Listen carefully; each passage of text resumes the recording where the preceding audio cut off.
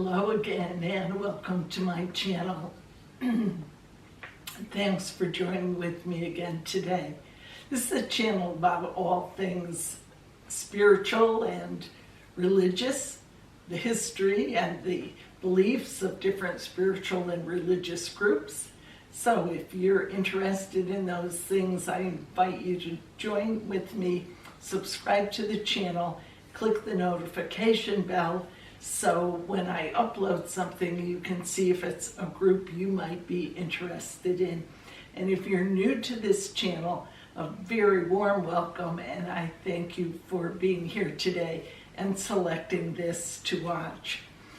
I've got some notes with me today so I don't forget anything. So if I glance down at them occasionally, please forgive me. It's not that I'm not paying attention to you. I'm just making sure I remember everything. Today I'm continuing a short series on Christmas, especially as it relates to Christians who don't celebrate the holiday for many reasons. Now currently that would include the Jehovah's Witnesses, the Plymouth Brethren and their affiliates, and some other fundamentalist branches of Christianity. In the past, also, the Puritans and the Pilgrims in England rejected the Christmas celebration. In fact, the Puritans had laws passed in the early 1600s to stop or prohibit the celebration of Christmas in the nation altogether, and that wasn't repealed until 1660. And the Americas, the areas that the Pilgrims controlled, the celebration of Christmas was also outlawed. In my last video, we saw that the Jehovah's Witnesses and others mainly celebrated or condemned the celebration because it wasn't commanded in the Bible. If Jesus or Jehovah wanted us to celebrate Jesus' birthday, they would have told us to do so. We don't even know the accurate date of when he was born. And that, of course, is true. We don't know the date of Jesus' birth, and there is no mention of it or this celebration in the New Testament. The early church fathers, they preferred to remember the date of a martyr's death, not the date of their birth, because they considered that the true birth, the point in time when the person was reborn into the kingdom of God. And since the earliest church records, the church, even in the New Testament itself, the church liturgy has celebrated Jesus' death through the Eucharist or the Lord's Supper. And interest in Christmas grew over time. Now, those objecting to the celebration of Christmas say that it has pagan roots that point to the fact that December 25th was also the date of the celebration when the cult in honor of the sun god held their celebration called Birth of the Sun. This cult was established by the Emperor Aurelian in the year 274.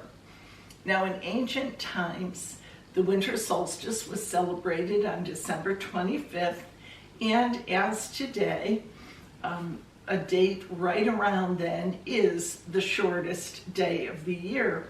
And from this time, the days begin to grow longer and there is more light. Light is increased. Therefore, the pagans honored the sun on this day as having been reborn, unconquerable. And when I say pagan, I just mean a religion that is different than Christianity or Judaism. Those groups called other religions pagan religions. Today we might use the term false religion if we were in that situation. Now in 1743, the German Protestant Paul Ernst Jablonski,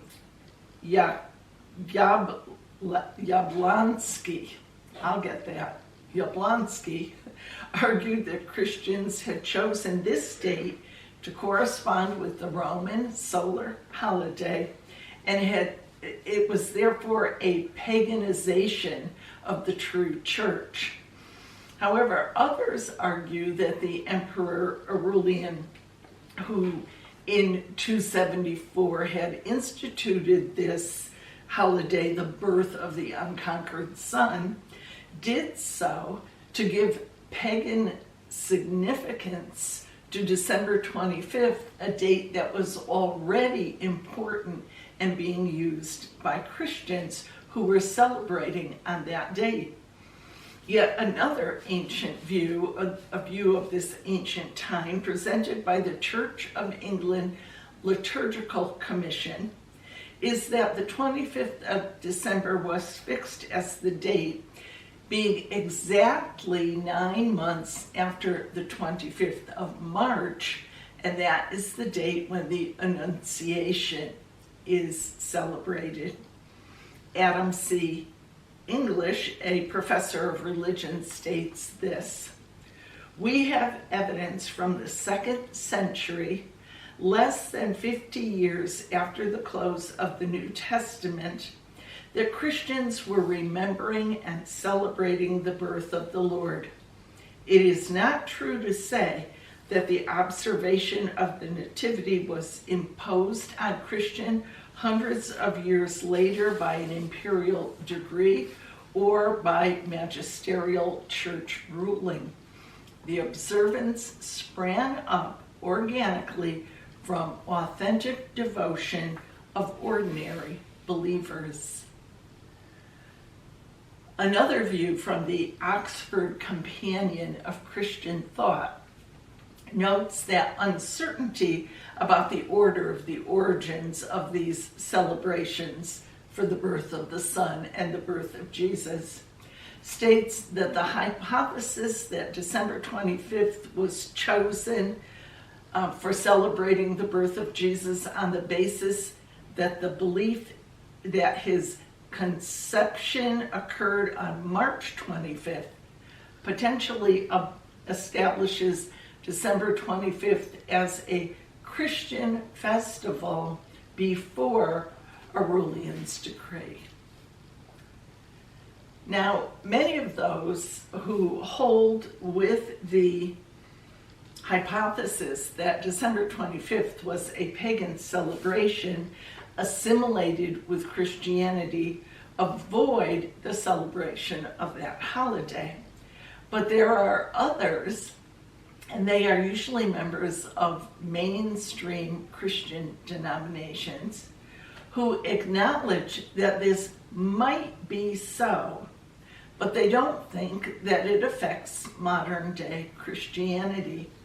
And they're thinking it doesn't matter what people did with the holiday 2,000 years ago, but what matters is how they celebrate it personally now. The fact that some of the symbolism used for Christmas may have been used in other religions holds no significance for them.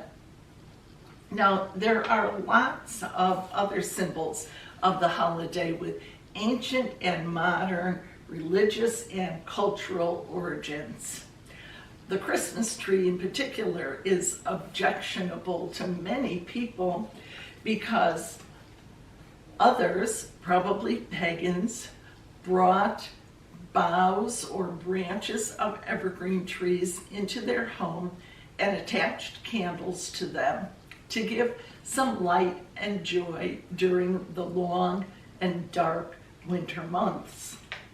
And other faiths, we see this even in the time of the ancient Jews, would worship in groves of trees, and they gathered there for worship of created things like the sun, moon, stars, and trees, and instead of the creator God. Other uses can be found also for things like wreaths and mistletoe, holly, candlelight, and carols. And many of these, which have become symbolic in the Christian and the cultural celebrations of the holiday, were used in other religions and other contexts. In fact, it's difficult to find a religious or a cultural symbol of any kind that is not cross-cultural. Now, Christmas has been a holiday with supporters and detractors all through its history. The current complaint is that it has become too secular, too commercial. It's all about shopping and presents, and it's not about the religion that gave the holiday birth. All I can say about that is that your holiday is what you make it. You can be as religious or as secular as you think is right in your situation. No one can force you to have a commercialized Christmas. Well, what about other holidays? The same holds true for other religions and religious and national holidays. Jehovah's Witnesses don't celebrate Easter for the same reasons.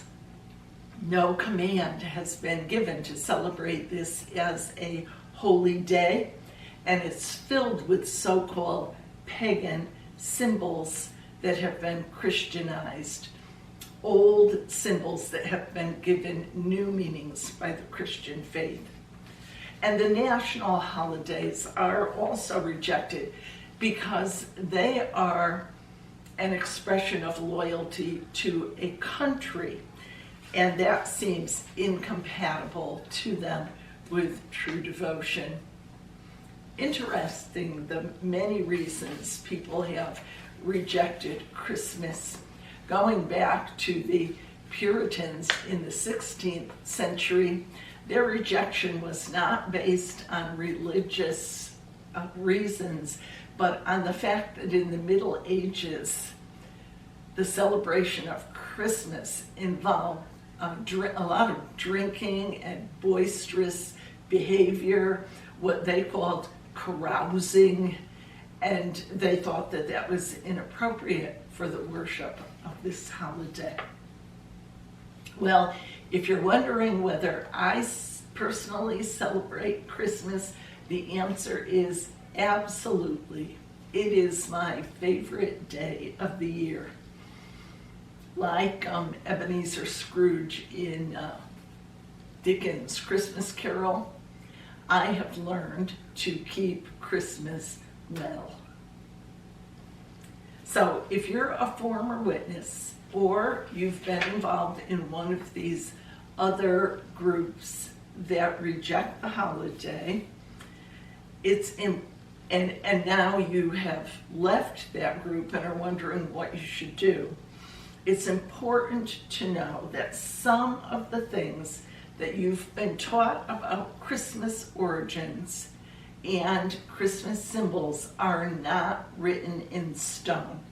There are many opinions that differ about what exactly happened and when and how. We don't have to be held by what happened 2,000 years ago. We don't know who held the first Christmas celebration or what they did. There were both Christian and pagan religions in Rome at the time, with their own holidays and their own celebrations. And I would ask, how should that affect what you do in your home over 2,000 years later? My opinion is that each person should celebrate this and any holiday in the manner that they believe is correct. My advice is to do what you feel comfortable with and to let others do the same. Your past or the past, either, does not define you, and your future is looking bright. Well, please join me next time when we look into another religious or spiritual group and examine some of their history and beliefs. Till then, stay well and be at peace. I'll see you real soon.